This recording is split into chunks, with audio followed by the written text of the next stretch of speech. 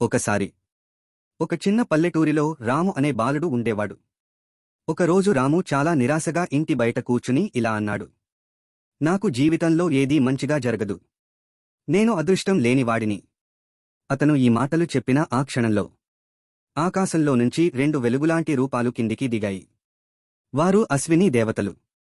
ఆ ఇద్దరూ స్వల్పంగా చిరునవ్వు నవ్వి రాము చెప్పిన మాటలను విని ఒకే మాట పలికారు. తథాస్తు. అంటే అలాగే జరుగుగాక.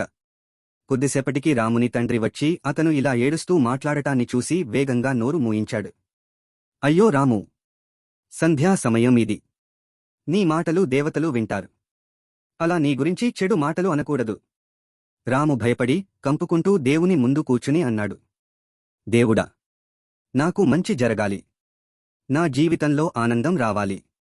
నేను మంచివాడిని కావాలి. మళ్లీ ఆకాశం వైపునుంచి ఆ 2 వెలుగులు రాముని వైపు చూసి ఇలా పలికాయి. తథాస్తు. ఆ రోజునుంచి రాము మాటలు మారాయి. మాటలు మారగా జీవితం కూడాగా మారింది. ఎందుకంటే మన నోటి నుండి వచ్చే ప్రతి మాట ఒక విత్తనం. దాన్ని విశ్వం తథాస్తు అని ఆశీర్వదిస్తుంది. అసలు తథాస్తు దేవతలు ఎవరు?